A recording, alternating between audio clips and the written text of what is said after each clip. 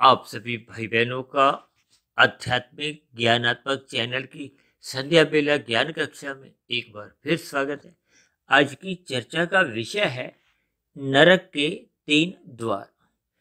अक्सर देखिए इन शब्दों से हम सभी भाई बहन भली भांति परिचित हैं, क्योंकि ये तो भगवान श्री कृष्ण ने ही गीता में संक्षेप में एक समझाने के लिए ये 3 द्वार को कहो, नरक की स्थितियों को कहो, दुखों से कहो, क्योंकि कोई भी मनुष्य दुख तो चाहता नहीं, इसलिए मनुष्य ऐसे कोई कर्म नहीं करे, क्योंकि बिना कर्मों के तो देखिए सुख भी नहीं मिलती और दुख भी नहीं मिलती। कोई कहेगी मुझे तो दुख ऐसे ही मिलते जा रहे हैं बिना कर्मों के, मैंने तो कोई पाप कर्म नहीं किया।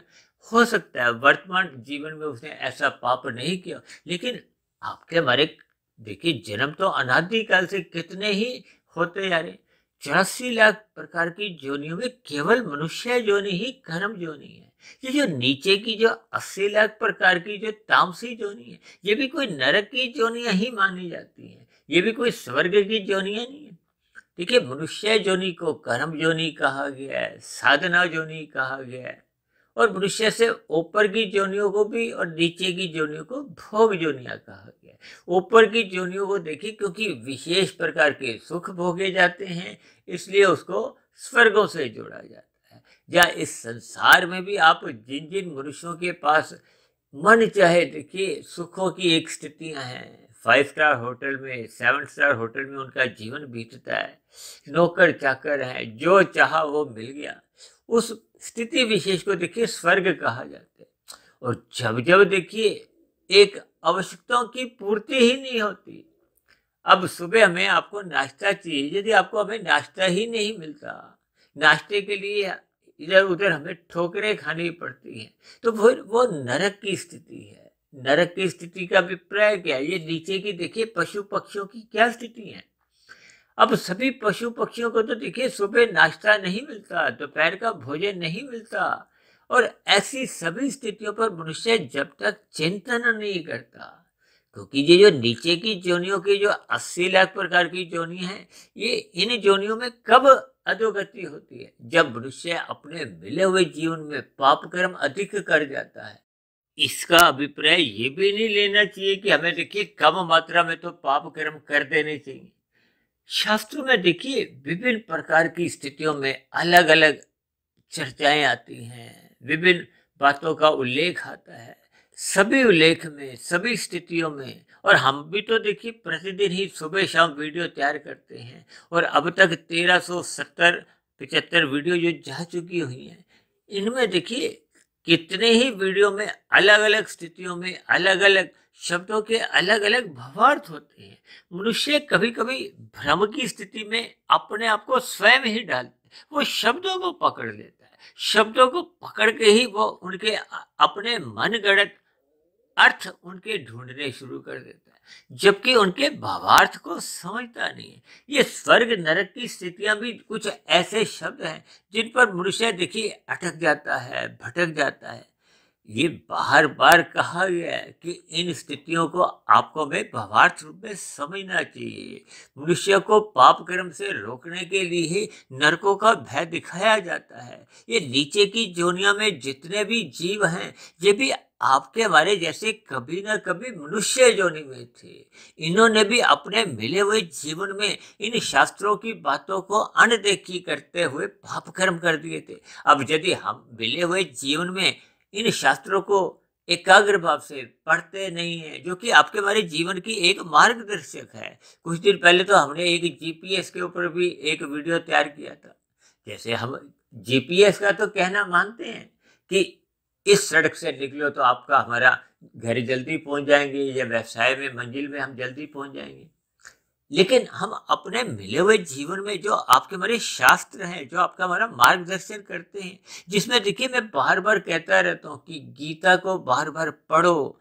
पढ़ने का अभिप्राय देखिए उसके भावार्थ को समझो। अब कितने ही लोगों के घरों में देखिए गीता पड़ी हुई है, अब लाल कपड़े में लपेट कर उसको मंदिर में रख दिया या कहीं भी कोई शुभ स्थान पर रख दिया, और उस पर हाथ रख के हम मन ही मन अच्छे भाव रखते, लेकिन उसको पढ़ते नहीं है। और ऐसे कितने मनुष्य उनको देखिए पढ़ते तो हैं, लेकिन उनको समझते नहीं, उनको चिंतन नहीं करते, उनके भावार्थों को समझते नहीं। इसीलिए तो बार बार कहा गया है, शास्त्रों को पढ़ो, उसको समझो, जो बात नहीं समझ में आए उसको किसी न किसी गुरु से पूछो।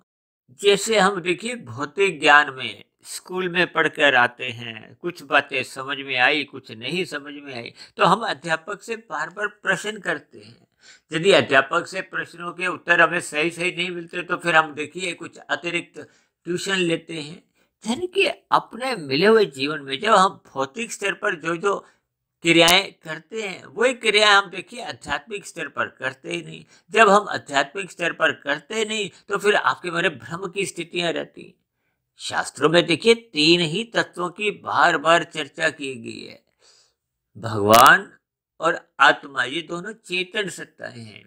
आत्मा ज्ञान स्वरूप है, परमात्मा आनंद स्वरूप है। ये मूलभूत रूप से मनुष्य को ये स्वीकार करना होगा। देखिए मैं तो बार बार कहता रहता हूँ कि शास्त्रों की बातों को आप पढ़ो, सुनो, लेकिन इनको एकाग्र भाव से सुनो, एकाग्र भाव से इनको पढ़ो, ताकि इस पर थोड़ा आप चिंतन करो। देखिए यदि आप श्रद्धा पूर्वक सुनते नहीं तो फिर उस पर तो चिंतन संभव ही नहीं है। जब चिंतन ही नहीं करते तो फिर उसका आपके हमारे कारण शरीर में एक स्वभाव नहीं बनता, संस्कार नहीं बनता। क्योंकि जब तक हम अपने 3 शरीरों की स्थितियों को समझते नहीं है, प्रकृति के 3 गुणों की स्थितियों को समझते नहीं है, तब तक देखिए ये शास्त्रों द्वारा हम जितना जितना ज्ञान पढ़ते हैं, चाहे आप मेरी वीडियो सुनो, चाहे किसी की भी वीडियो सुनो, तब तक फिर इनके सही सही भावार्थ आपको में समझ नहीं आते। जब तक भावार्थ समझ नहीं आते तब तक फिर परमात्मा के प्रति आपके हमारी एक प्रीति के भाव नहीं जगते। फिर हम संसार में ही जैसी जैसी स्थितियां बनती हैं, जैसा जैसा आपका हमारा पहले की जोनियों में स्वभाव बना होता है, या संसार में देखा देखी अज्ञानतावश अंधविश्वास सहित परंपराओं में रहते हुए, मान्यताओं में रहते हुए हम थोड़े अंधविश्वास में अपने जीवन को हम बिताते रहते हैं, जिसके फलस्वरूप आपके हमारे कर्मों में सही सही सुधार नहीं होता। देखिए गीता में 13वें और 14वें अध्याय में ये प्रकृति के 3 गुणों को विस्तार से समझाया गया है। इनको हमें ज्ञान पूर्वक समझना चाहिए। हम तो इस आध्यात्मिक ज्ञानात्मक चैनल पे भी आत्मा और परमात्मा पर एक चिंतन करते हैं, इन पर विचार रखते हैं। और आपके मरे ये जो प्रकृति के जो 3 गुण है, जो वास्तव में तो देखिए जड़ है, ये नित्य हैं। इन नित्य 3 गुणों से ही प्रकृति का एक विस्तार होता है। ये 24 तत्वों का एक ब्रह्मांड है। इसी तरह 24 तत्वों के आपके मेरे 3 शरीर हैं। इन 3 शरीरों की देखिए अलग अलग स्थिति है। स्थूल शरीर को तामसिक कहा जाता है। तामसिक का अभिप्राय देखिए एक गुण विशेष की प्रधानता होती है, दूसरा गुण गौण होता है और तीसरा गुण अति गुण स्थिति में होता है।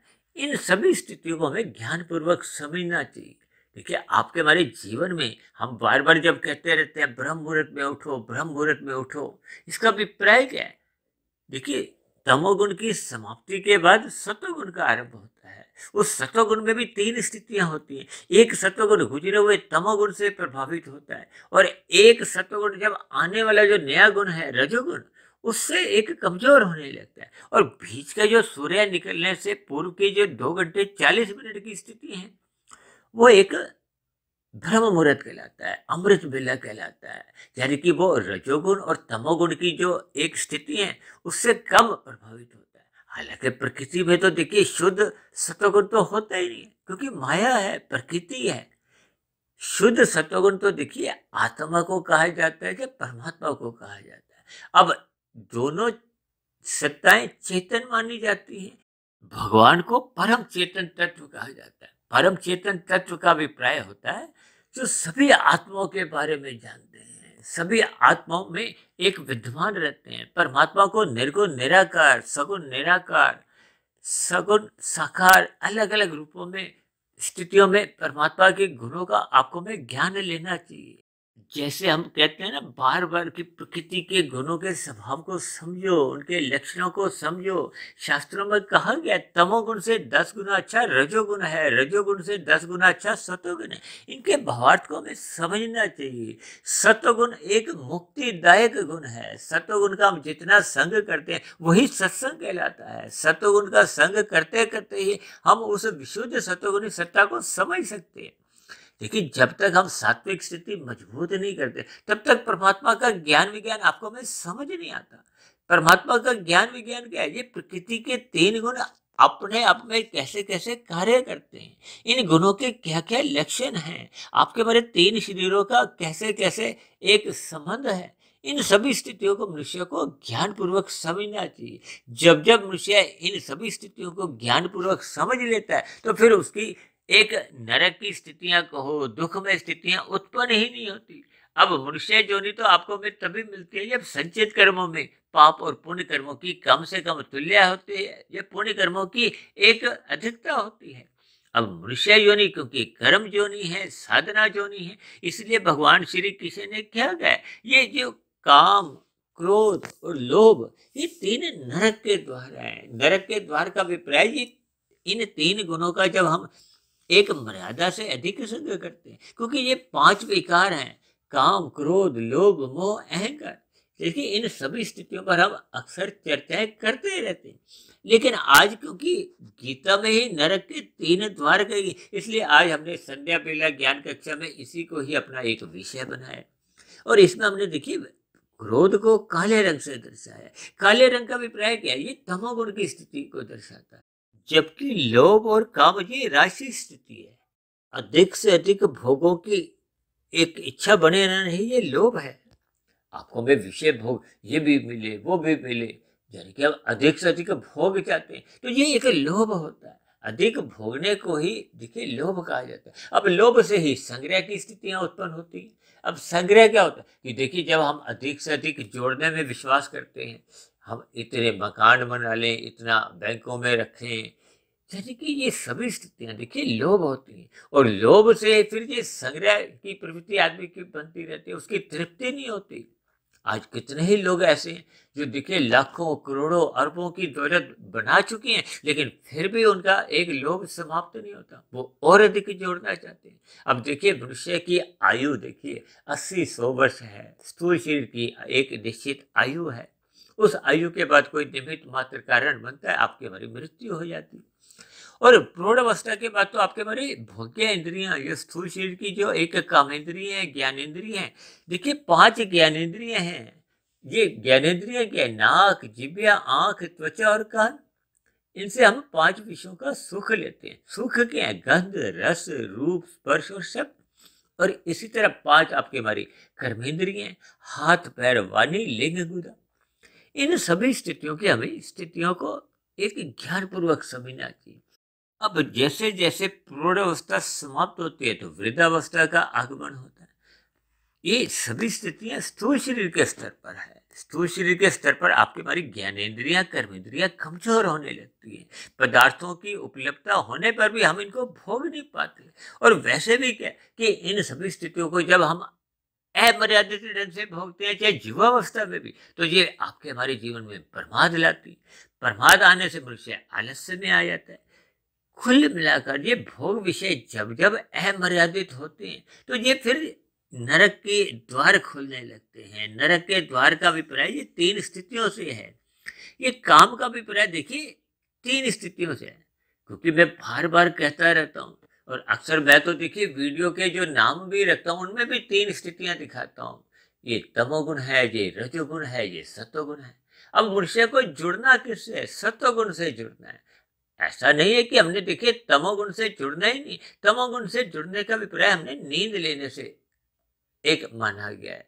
और रजोगुण का संग उतना करना है कि आपके हमारे स्थूल शरीर की आवश्यकताओं की पूर्ति हो। क्योंकि स्थूल शरीर देखिए एक रथ के समान भगवान श्री कृष्ण ने गीता में कहा है। लेकिन इसके जो 5 घोड़े हैं, ये 5 भोग विषय हैं। 5 विषयों का हमने मर्यादा में रखना। यदि ये अमर्यादित हो जाएंगे फिर एक विषय भोगा, फिर दूसरा, फिर तीसरा, फिर चौथा, फिर पांचवा, फिर तीसरा, फिर पहला। यानी कि मनुष्य इन विषय भोगों को भोगते भोगते प्रमाद में आता है। प्रमाद में आने पे उसका देखिए रजोगुण एक अमर्यादित ढंग से बढ़ता बढ़ता वो तमोगुण में गिरा देता है और मनुष्य अनीतिगत कार्य करने लगता है, क्योंकि तमोगुण में अज्ञानता की स्थितियां होती हैं, उसको सही गलत का भेद ही नहीं रहता। और रजोगुण देखिए भ्रम की स्थितियां होती हैं, धुंधला ज्ञान होता है। अब ज्ञान की देखिए बुद्धि की तीन स्थिति है, सात्विक, राशि और तामसिक। सात्विक ज्ञान में ही आपका हमारी एक विवेक शक्ति जागती है। शास्त्रों का जो सूक्ष्म ज्ञान है, कड़ियां हैं, वो मनुष्य को समझ में आने लगती है। जैसे जैसे ज्ञान कारण शरीर में टिकता है तो फिर वो पहले के जो बुरे संस्कार मल के यानी कि तमोगुण के बने होते हैं उनको समाप्त करने लगता है। और राशि संस्कार जो विषेप रूपी होते हैं, ये दोनों ही देखिए मल और विषेप ये आपके हमारे आत्मा के ज्ञान को आवृत करते हैं, कमजोर करते हैं। और जब जब आत्मा देखिए कमजोर होने लगती है, अज्ञानता में आने लगती है, तो फिर वो परमात्मा विमुख होने लगती है। अब परमात्मा आनंद स्वरूप सत्ता है, यानी कि आपके हमारे जीवन में जैसे जैसे हम परमात्मा से विमुख होते जाते हैं तो आपके हमारे जीवन में आनंद की स्थितियां उत्पन्न ही नहीं होती, क्योंकि आनंद स्वरूप सत्ता तो परमात्मा है, भगवान है, ब्रह्म है। उसके सम्मुख हम होते नहीं। सम्मुख किसके होते हैं? माया के। और माया की देखिए तीन गुणों की स्थिति है। अब उन तीन गुणों की स्थितियों में हम जिस जिस गुण का संग करते हैं उसी का ही रंग आपके हमारे कार्य शरीर में बनने लगता है। वैसे वैसे कर्माशय बनता है, वैसे वैसे संस्कार बनते हैं। संस्कारों से फिर मन बुद्धि में दोबारा फुरने उठते हैं, विचार आते हैं, वृत्तियां उठती हैं। वो वृत्तियां उठने वाली ही आपके हमारे स्थूल शरीर की कर्मेंद्रियों को कर्म करने को बाध्य कर देती है। यह पांच ज्ञानेंद्रियों को उन पांच विषयों का सुख भोगने के लिए विवश कर देती है। ये सभी स्थितियों का एक संबंध है। इसको आप देखिए, नरक के जो तीन स्थितियां गीता में कही गई, इनके भावार्थ को समझना होगा। इसलिए मैंने देखिए काम को एक बड़े आकार में दिखाया, क्योंकि आपके मरीज जो काम की स्थितियां हैं, ये काम की स्थितियां देखिए स्थूल शरीर के स्तर पर जब तक आवश्यकता तक सीमित रहती है। कहते हैं ना, सादा जीवन उच्च विचार, यानी कि रजोगुण मर्यादा में रखो कि स्थूल शरीर की आवश्यकताओं की पूर्ति हो। अब दाल रोटी मिलना तो आपके मरीज स्थूल शरीर की आवश्यकता है, हमें लेना होता है। दो चार जोड़ी वस्त्र के आपको हमें चाहिए, रहने को एक साधारण घर चाहिए।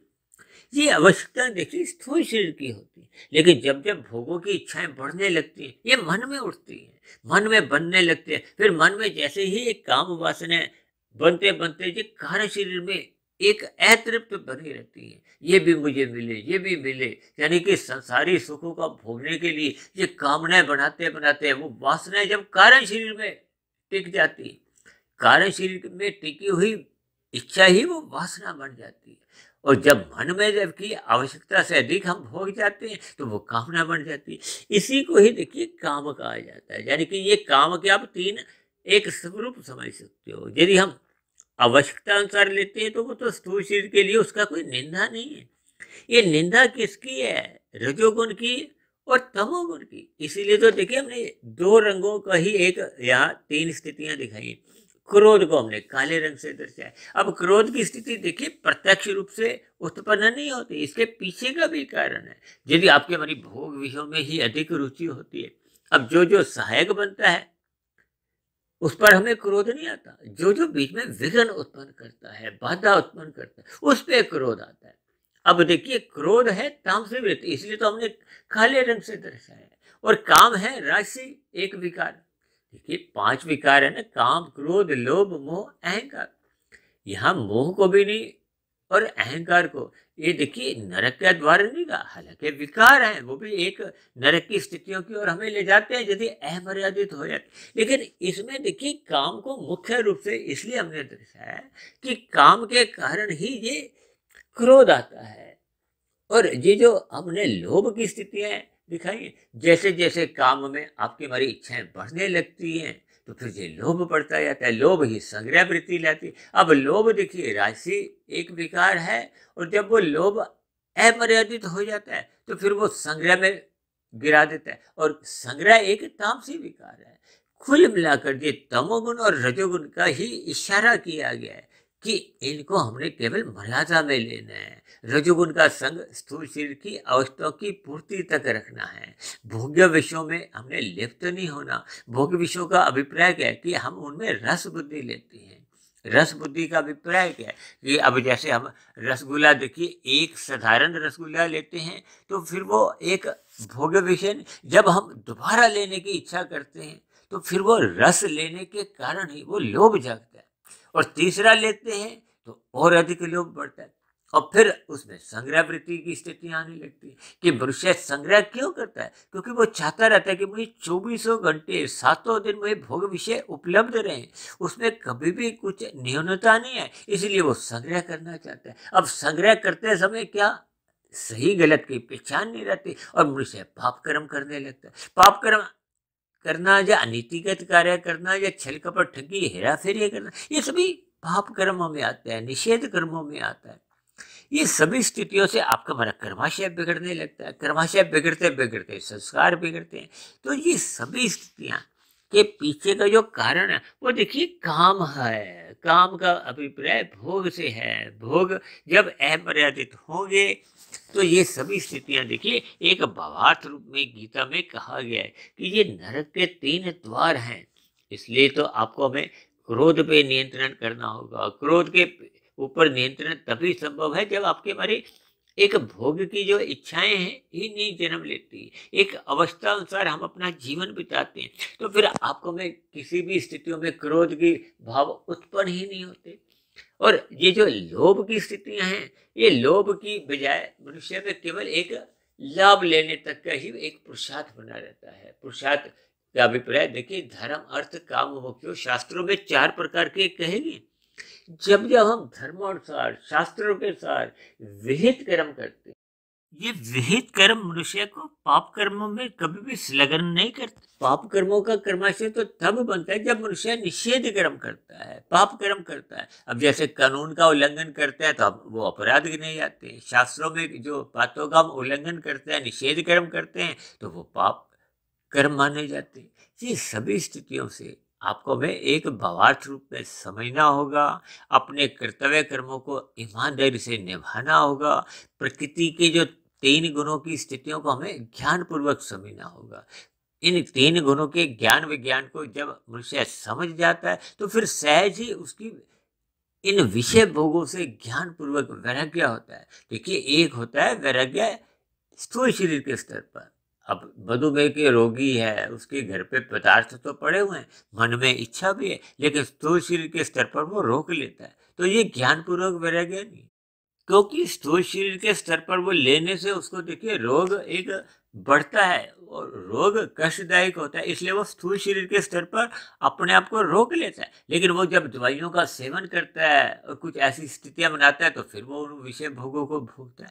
ये सभी स्थितियों के हमें भावार्थ समझने होंगे। यदि आपका हमारा मन में उन विषय भोगों को भोगने की इच्छा ही नहीं है, जबकि पदार्थ भी उपलब्ध हैं, आपका हमारा स्थूल शरीर भी स्वस्थ है, लेकिन शास्त्रों का ज्ञान के अनुसार हम उन पदार्थों का संग नहीं करते, क्योंकि वो आपके हमारे जीवन में एक प्रमाद लाते हैं, और प्रमाद आने से आपकी हमारी जो एक बुद्धि में एक राजसी स्थितियां उत्पन्न होने लगती हैं। ये राजसी स्थितियों में आपका हमारा ज्ञान आवृत होने लगता है। तो कुल मिला के ये सभी स्थितियों को हमें ज्ञान पूर्वक समझना होता है।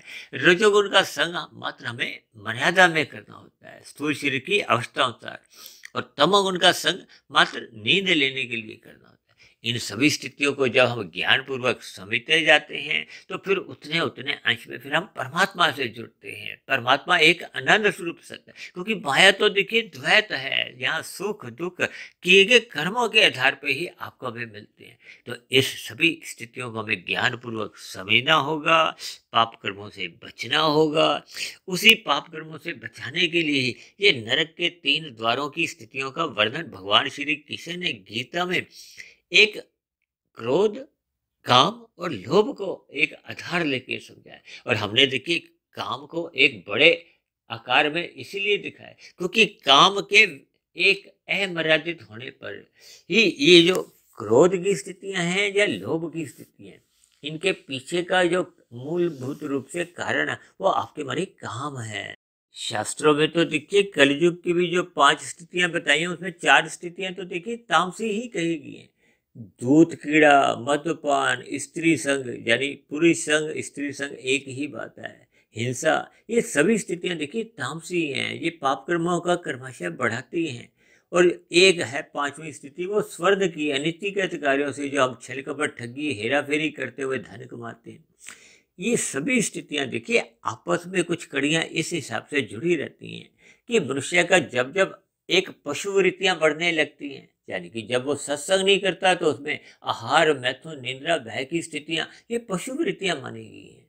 इसलिए तो बार बार कहा जाता है कि मनुष्य को सत्संग करते रहना चाहिए, सात्विक स्थिति मजबूत बनानी चाहिए, ब्रह्म मुहूर्त में उठना चाहिए, रात को जल्दी सो जाना चाहिए, क्योंकि ये सभी स्थितियां आपस में एक संबंध रखती हैं। रात को मोहनात्मक स्थितियां होती हैं जब मनुष्य की एक विषय भोगी वासना एक अमर्यादित होने लगती है। तो इन सभी स्थितियों पर हमें विचार करना होगा, यानी कि नरक के 3 द्वारों से जाने से बचने के लिए हमने अपने काम वासनाओं को एक मर्यादा में रखना होगा, इनको अवस्थों तक ही एक मर्यादा में रखना होगा। और ऐसी सभी शुभ स्थितियां मनुष्य के जीवन में तभी बन पाती हैं जब मनुष्य निरंतर अपने जीवन में श्रद्धापूर्वक सत्संग करने का एक अभ्यास बनाए रखता है। तो ऐसी सभी शुभ स्थितियां आप सभी भाई बहनों के जीवन में भी बने, ताकि हम इन जो नरक की जो एक 3 द्वार की जो स्थिति हैं इनसे मनुष्य बचे, मरने के बाद की जो अधोगति की स्थितियां इनसे मनुष्य बचे। और ये तभी संभव है जब हम निरंतर श्रद्धापूर्वक सत्संग करते हुए आध्यात्मिक उन्नति करते हैं। और पुनः जब तक आपको में एक मोक्ष की प्राप्ति नहीं होती या जन्म मरण का बंधन समाप्त नहीं होता, तब तक हम निरंतर अपनी सात्विक स्थिति मजबूत करते जाते हैं।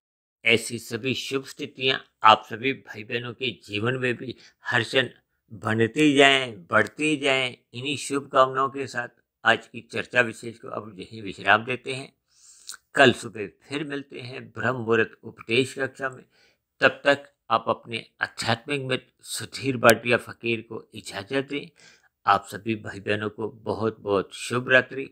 और सुबह ब्रह्म मुहूर्त में उठने के लिए मेरी ओर से आप सभी भाई बहनों को बहुत बहुत शुभकामनाएं।